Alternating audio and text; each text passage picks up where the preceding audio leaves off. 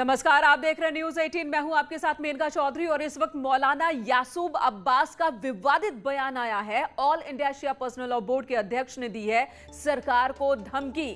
अजान के मसले पर उन्होंने धमकी दी है। उन्होंने कहा कि अजान पर बोर्ड के अध्यक्ष यासूब अब्बास का जो ऐलान है वो हम आपको बता दें। अजान पर सवाल खड़े करने वालों पर हो कार्रवाई, ये बात उन्होंने कही है। कार्रवाई नहीं हुई तो पूरे देश का माहौल खराब होगा। तो धमकी दे रहे हैं, सीधे सीधे धमकी दे रहे हैं यासूब सरकार को कि अगर अजान पर पिछले दिनों 2-3 ऐसे सामने आई हैं चीजें, घटनाएं सामने आई जिसमें अजान पर नहीं बल्कि अजान में लाउड स्पीकर के आवाज पर आपत्ति दर्ज कराई गई थी, और उसी मसले को यहां पर आधार बनाकर इन्होंने कहा कि जो लोग अजान पर सवाल उठा रहे हैं उनके खिलाफ कार्रवाई होनी चाहिए, और अगर कार्रवाई नहीं होती है तो पूरे देश का माहौल खराब होगा। पूरे देश के माहौल को खराब करने की धमकी दे रहे हैं ऑल इंडिया शिया पर्सनल लॉ बोर्ड के अध्यक्ष।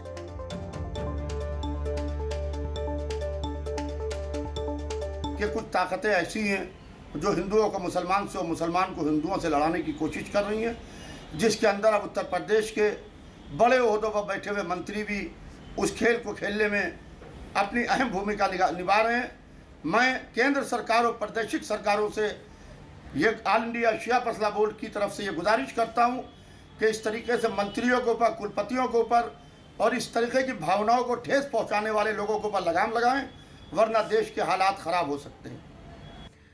तो एक तरफ तो कह रहे हैं कि कुछ लोग हैं जो कि माहौल खराब कर रहे हैं, हिंदू मुस्लिम खाई पैदा करने की कोशिश कर रहे हैं, और दूसरी तरफ खुद ही कह रहे हैं कि अगर अजान पर सवाल बंद नहीं हुए तो देश का माहौल खराब हो जाएगा। धमकी भी दे रहे हैं। दरअसल इलाहाबाद यूनिवर्सिटी के कुलपति के बाद बलिया में भी राज्य मंत्री आनंद स्वरूप शुक्ला ने मस्जिद में लाउड स्पीकर से होने वाली अजान पर ऐतराज जताया था। राज्य मंत्री ने डीएम को पत्र लिखकर आपत्ति जताई और कहा कि अजान की आवाज की वजह से, लाउड स्पीकर की आवाज की वजह से लोगों की दिनचर्या और पढ़ाई प्रभावित होती है।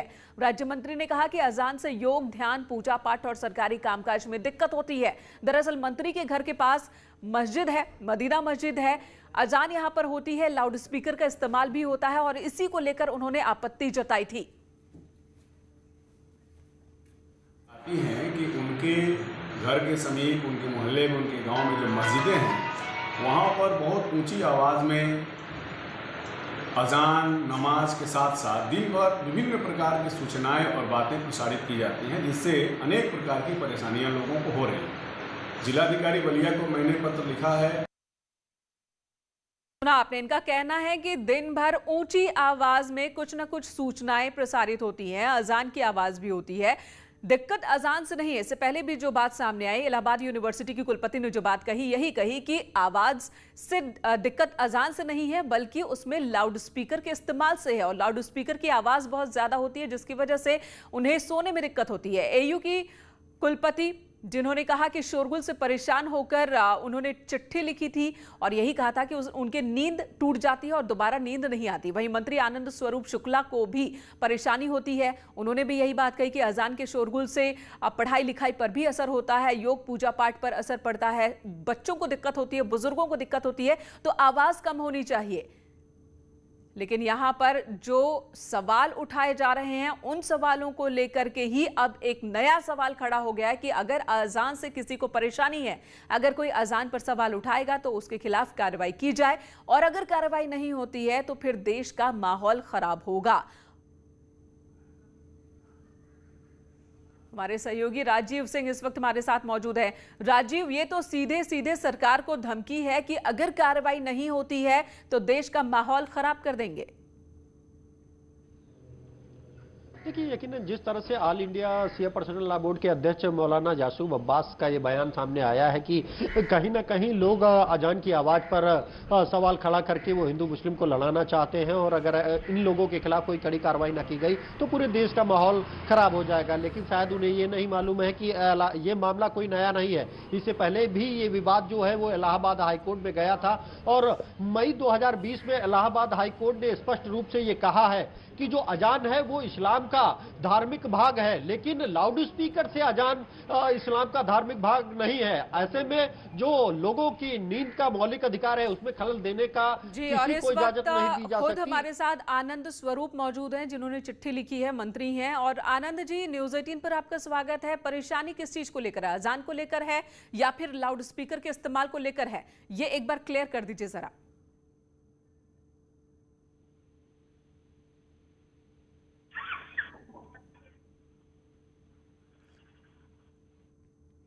आनंद स्वरूप जी, आपका आवाज मिल रही है?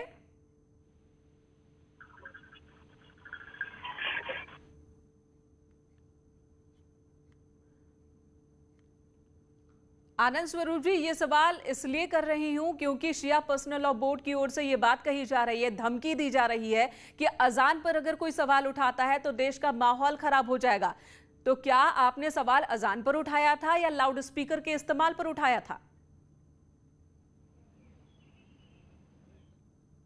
फिलहाल आवाज हमारी नहीं पहुंच रही, राजीव का रुख कर लेंगे एक बार फिर से। राजीव, जब इस पर अदालत पहले ही कह चुकी है कि लाउड स्पीकर का इस्तेमाल नहीं होना चाहिए, वो जरूरी नहीं है, और अगर लाउड स्पीकर का इस्तेमाल होता भी है तो तय है ना, तय है किसी भी प्रोग्राम के लिए लाउड स्पीकर की आवाज कितनी होनी चाहिए ये तय है। तो उन मानकों का, उन नियमों का ख्याल क्यों नहीं रखा जाता? और जब उसका उल्लंघन होगा तो सवाल भी उठेंगे, तब देश के माहौल को खराब करने की धमकी। देखिए, पहले ही इलाहाबाद हाईकोर्ट ये साफ कर चुका है कि रात 10 बजे से सुबह 6 बजे तक किसी भी कीमत पर 10 डेसिबल से ज्यादा की आवाज नहीं की जा सकती या इसमें अजान नहीं की जा सकती, क्योंकि अजान इस्लाम का धार्मिक भाग नहीं है। धार्मिक भाग है लेकिन लाउड स्पीकर से अजान इस्लाम का धार्मिक भाग नहीं है। तो ऐसे में लाउड स्पीकर की इजाजत नहीं दी जा सकती। और इसको लेकर सिर्फ हाईकोर्ट ने आदेश नहीं दिया था, बल्कि उत्तर प्रदेश के मुख्य सचिव को भी ये निर्देश दिया था कि ये आदेश, इस आदेश का अनुपालन पूरे उत्तर प्रदेश में सुनिश्चित किया जाए। सभी जिलाधिकारी ये सुनिश्चित करें कि रात 10 बजे से सुबह 6 बजे तक किसी भी कीमत पर किसी भी व्यक्ति को 10 डेसिबल से ज्यादा के आवाज की इजाजत नहीं दी जा सकती, फिर चाहे वो कोई धार्मिक आयोजन ही क्यों ना हो। और ऐसे में जिन मस्जिदों में लाउड स्पीकर से आजान की भी जाती है तो वहां पर भी उससे लिखित परमिशन जिला प्रशासन से लेनी होगी। ठीक है। तमाम फैसलों के बावजूद जिस तरह से राजीव बने रहे हमारे साथ, दर्शकों को बता दें कि सुप्रीम कोर्ट, हाईकोर्ट सरकार के निर्देशों के हिसाब तो कहीं न कहीं पूरे देश में माहौल खराब होगा।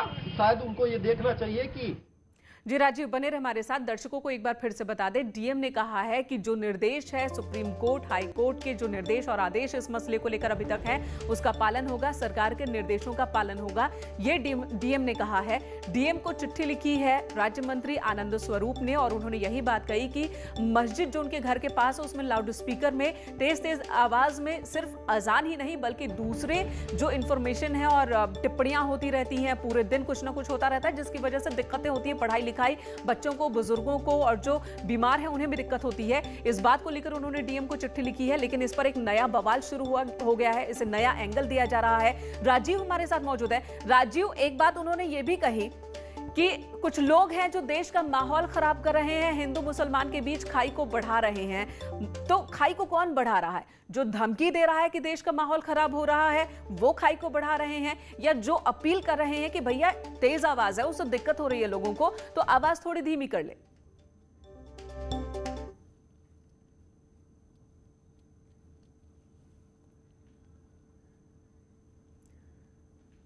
राजीव हमारे साथ बने हुए हैं, दोबारा उनका रुख करेंगे। राज्य मंत्री ने डीएम से शिकायत की थी, आनंद स्वरूप शुक्ला ने लिखित शिकायत की थी कि तेज आवाज की वजह से दिक्कत होती है, जो आवाजें मस्जिद से आती हैं लाउड स्पीकर के माध्यम से, उसकी वजह से बच्चों को, बुजुर्गों को दिक्कत होती है, पढ़ाई लिखाई में दिक्कत होती है, पूजा पाठ ध्यान लगाने में दिक्कत होती है और पूरे दिन ये डिस्टर्बेंस बना रहता है। इसी मसले को लेकर उन्होंने चिट्ठी लिखी थी डीएम को। डीएम ने भी कहा है कि जो हाईकोर्ट, सुप्रीम कोर्ट का निर्देश है उसके आधार पर कार्रवाई की जाएगी। लेकिन इसी बीच धमकी दिए जा रही है ऑल इंडिया शिया पर्सनल लॉ बोर्ड की ओर से कि अगर अजान पर इसी तरह से सवाल उठते रहें तो उनके खिलाफ कार्रवाई होनी चाहिए, कार्रवाई नहीं होगी तो देश का माहौल बिगाड़ेंगे।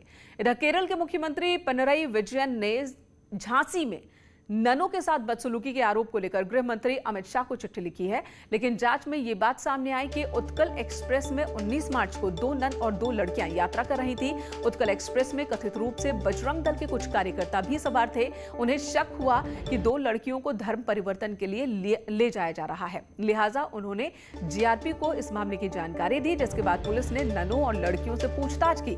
धर्म परिवर्तन की बात पूरी तरह से गलत पाई गई। वहीं ननों ने किसी भी तरह की कोई लिखित शिकायत देने से इनकार कर दिया, जिसके बाद पुलिस ने उन्हें ट्रेन से उड़ीसा जाने दिया।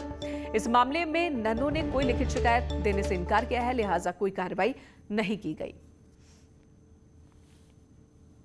स्टेशन पर कुछ नन्स के साथ बदसलूकी का मामला सामने आया है। बात करने के लिए हमारे साथ यूपी के ADG law and order Prashant Kumar हैं। सर, क्या मामला है? 19 तारीख को कुछ लोग निज़ामुद्दीन से राउरकेला के लिए उत्कल एक्सप्रेस से जा रहे थे। वहाँ को पैसेंजर्स ने ये कहा कि ज़बरदस्ती धर्मांतरण की कार्रवाई के लिए एक प्रयास हो रहा है, तो वहाँ तत्काल कार्रवाई करते हुए जीआरपी और आरपीएफ ने, जो अभी हमने मौखिक पूछताछ की है, उस पर यह बताया कि कानून व्यवस्था की स्थिति न बिगड़े इसलिए लोगों को उतारा गया, बातचीत की गई। पता चला कि कोई धर्मांतरण से संबंधित मुद्दा नहीं है, तो फिर वो लोग दूसरे दिन उसी ट्रेन से अपने गंतव्य स्थान के लिए प्रस्थान कर गए और इस संबंध में डिटेल आख्या रेलवे के हमारे जो यहाँ के मुखिया हैं उनके कार्यालय से मांगी गई है। केरल के चीफ मिनिस्टर ने एक चिट्ठी लिखी है केंद्रीय गृह मंत्री को और उन्होंने ये कहा है कि धर्मांतरण के मुद्दे पर रोका गया था। पुलिस ने, यूपी पुलिस ने उनको परेशान किया है। पुलिस के ऊपर जो आरोप है उस पर क्या कहना? पुलिस ने कोई दुर्भार वाली बात नहीं थी। चलती ट्रेन में का जुरिसडिक्शन आरपीएफ का होता है, लेकिन चलती ट्रेन चाहे रेलवे स्टेशन पे हल्ला हंगामा न हो, कानून व्यवस्था न बिगड़े, इसके लिए पुलिस ने इंटरवीन किया था और जो पैसेंजर्स थे उनके साथ किसी तरह के दुर्व्यवहार की बात हम लोगों के संज्ञान में नहीं है, ना ही उन्होंने किसी को इस तरह की चीज़ें दी हैं। और अगर कोई तथ्य प्रकाश में आएंगे तो हम लोग मेरिट पे उस पर भी कार्रवाई करेंगे। जैसे सर आरोप लगाया गया है कि वो एबीवीपी या बजरंग दल से जुड़े हुए कार्यकर्ता थे, तो अब अगर उनके खिलाफ कोई तहरीर आती है, कोई शिकायत मिलती है, तब क्या करेंगे? मैंने आपको बताया कि हम सभी पक्ष को देखेंगे और तात्कालिक कार्रवाई जो कानून व्यवस्था बनाए रखने के लिए की गई, और जैसे ही चीज़ें तस्दीक हो गई कि मुद्दा धर्मांतरण से नहीं जुड़ा है, उन लोगों को सकुशल नेक्स्ट डे उसी ट्रेन से भेजा गया है और डिटेल आख्या हमने मांगी है। जैसे भी आख्या प्राप्त होगी हम उस पर मेरिट पे कार्रवाई करेंगे। ये थे यूपी के एडीजी लॉ एंड ऑर्डर, जिन्होंने साफ कर दिया है कि धर्मांतरण से जुड़ी कोई भी बात पुलिस की पूछताछ में सामने नहीं आई थी, जिसके बाद उनको जाने दिया गया है। लेकिन जिन कार्यकर्ताओं ने उनको रोका था, अगर उनके खिलाफ भी कोई तहरीर मिलती है तो उनके खिलाफ भी सख्त कार्रवाई की जाएगी। कैमरामैन गोपी के साथ ऋषभ मणि त्रिपाठी, न्यूज़ 18 लखनऊ। एक ब्रेक के लिए रुकेंगे, तुरंत लौटेंगे, आप बने रहे हमारे साथ।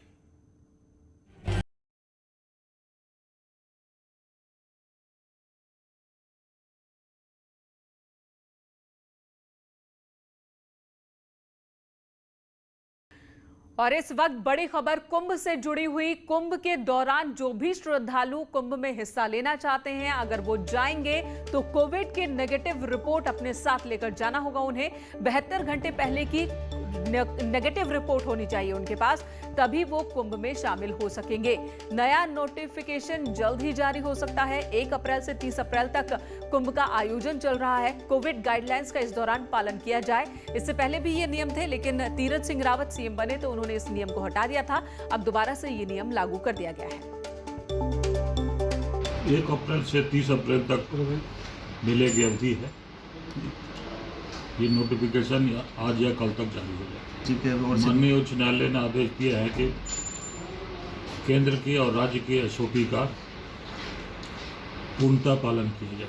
माननीय उच्च न्यायालय ने स्पष्ट आदेश दिए हैं कि जो भी आएंगे उनको 72 घंटे पूर्व तक की कोविड नेगेटिव रिपोर्ट लानी पड़ेगी अथवा वैक्सीनेशन रिपोर्ट।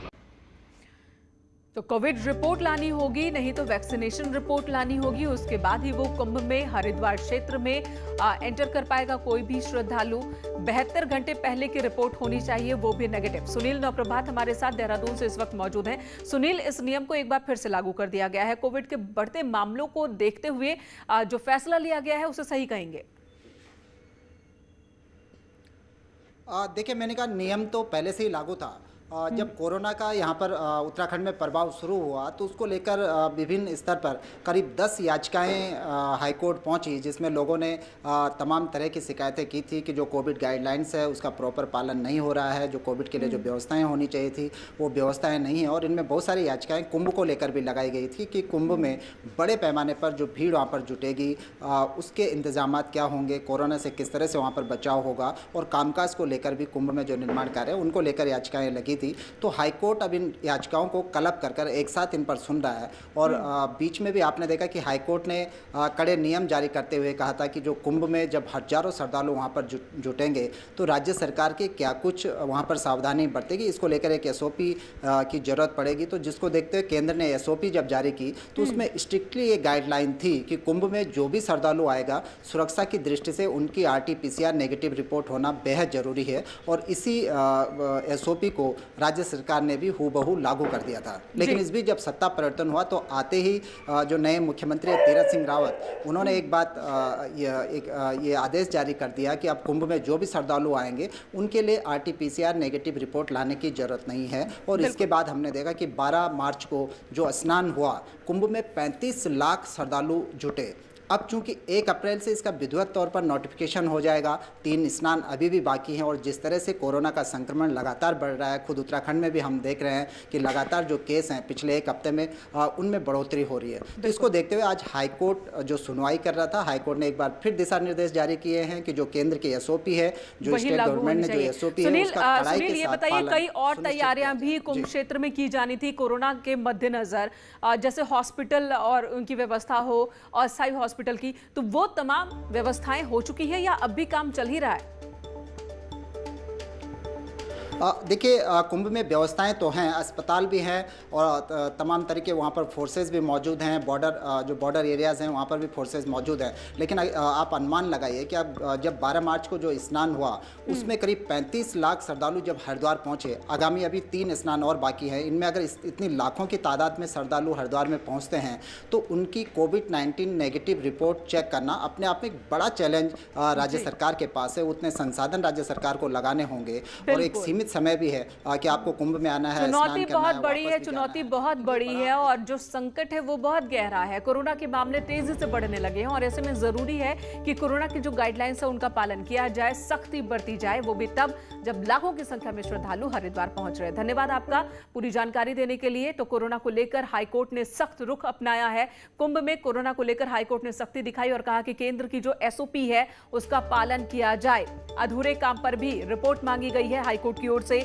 मेलाधिकारी करें अधिकारियों के साथ निरीक्षण, ये भी निर्देश दिए गए हैं हाईकोर्ट की ओर से। 30 मार्च तक दाखिल करने का वक्त, रिपोर्ट दाखिल करने का वक्त हाईकोर्ट ने दिया है।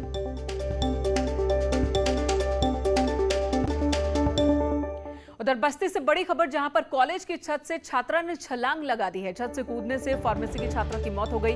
शव को कब्जे में लेकर जांच में इस वक्त पुलिस जुटी हुई है। स्वामी विवेकानंद फार्मेसी कॉलेज का ये मामला है, जहां पर एक छात्रा ने छत से छलांग लगाई है। इस छात्रा की मौत हो गई है। स्वामी विवेकानंद फार्मेसी कॉलेज का ये मामला है, जहां पर छात्रा की मौत हो गई। आखिर इसने ये कदम क्यों उठाया, ये अभी तक साफ नहीं हो पाया है। यहां रुकेंगे एक ब्रेक के लिए, खबरों का सिलसिला जारी है।